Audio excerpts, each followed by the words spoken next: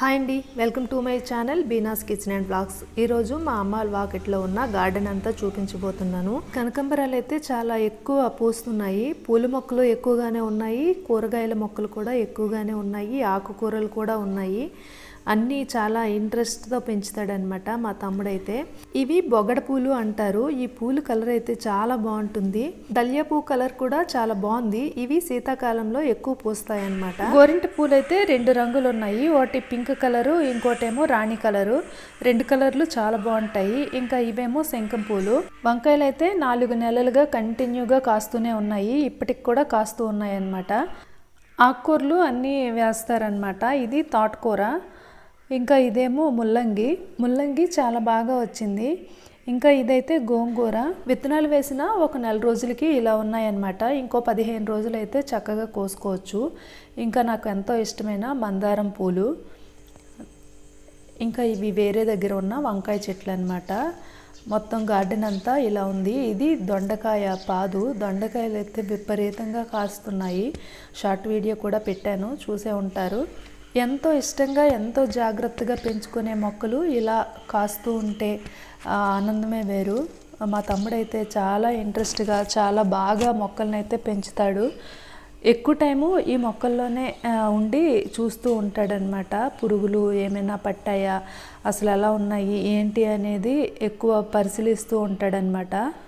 Already బెండకాయ చెట్లు కొన్ని కాస్తున్నాయి. అవి కాకుండా ఇంకా వేరే దగ్గర ఇవైతే వేశారనమాట. ఇవి కూడా చాలా బాగా వచ్చాయి. ఇవి ఇంకా కాపు స్టార్ట్ అయ్యాయంటే కంటిన్యూగా కాస్తూనే ఉంటాయి. మల్బరీ చెట్టు చాలా పెద్దది అయిపోయింది. చాలా ఎక్కువ పిందులు కూడా వచ్చిందనమాట. ఇంకా అవి పళ్ళవడానికి ఒక 10 రోజులు అయితే పడుతుంది.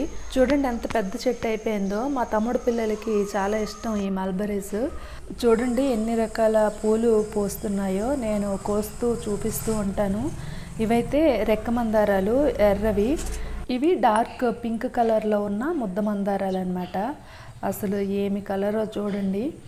ఇవైతే లైట్ పింక్. ఇదొక డిఫరెంట్గా ఉన్నాయి. ఈ షేడ్ అయితే పింక్ అని చెప్పలేము. వీటి కలర్ అయితే అసలు చెప్పలేకపోతున్నాను. చాలా డిఫరెంట్గా చాలా బాగున్నాయి. ఇవి చూడండి ఎంత బాగున్నాయో. క్రీమ్ కలర్ రెక్క మందారాలు. అసలు ఒక్కొక్కటి ఒక్కొక్క కలర్లో ఎంత బాగున్నాయో. ఇవైతే శంఖం పూలు. వీటితో కషాయం కూడా చేసుకొని మా అమ్మ అనుష తాగుతారనమాట.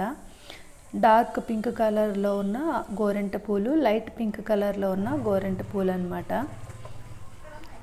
ఇవి తెల్ల శంఖం పూలు. ఇంకా వీటితో పాటు మారేడు దళాలు కంపల్సరీ కోసి మా అమ్మ పూజకి పెడుతుంది. ఇంకా ఇవైతే మారేడు దళాలు. ఇన్ని పూలున్న మా అమ్మ అయితే నందివర్ధనం పూలు కోయలేదంటే ఏం కోయలేదు అని అడుగుతుందనమాట. అందుకే అవి కూడా కోసాను. అయినా అవి కూడా చాలా బాగుంటాయి పూజకి. ఇంకా ఇక్కడైతే బెండకాయ ఫ్రైకి మా తమ్ముడు బెండకాయలు కోస్తున్నాడు. బెండకాయలు, వంకాయలు, బీరకాయలు ఇలా ఏవి కాసినా చాలా ఎక్కువ కాస్తూ ఉంటాయి. అందుకని మా అమ్మాళ్ళు అన్ని తినలేరు కదా, ఇంకా అందరికీ పనిచేస్తూ ఉంటారనమాట. ఇప్పుడైతే ఆనపకాయలు చాలా బాగా కాస్తున్నాయంట.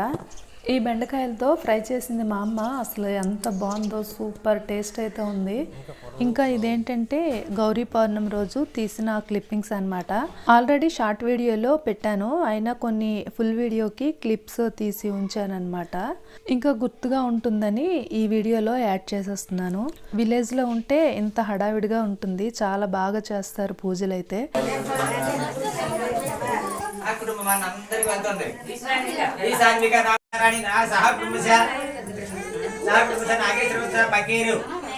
వెంకటలక్ష్మి నందీశ్వర నాగేశ్వర పార్వతమ్మ అప్ప నరసింహ రామకృష్ణ సహ కుటుంబ నాగేశ్వర.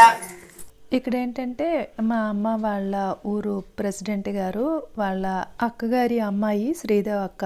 ఆ పక్కన గ్రీన్ కలర్ సారీలో కనిపిస్తున్నది నా క్లాస్మేట్ శ్రీదేవి వాళ్ళ అమ్మగారు అనమాట.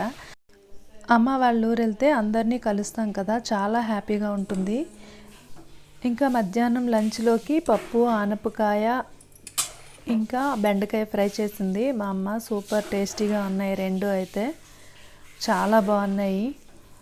ఇంకా ఇక్కడ మా అమ్మ పూజ చూపిస్తాను చూడండి. పూలన్నీ అరగంట అవుతుందన్నమాట అన్నీ పెట్టేసరికి.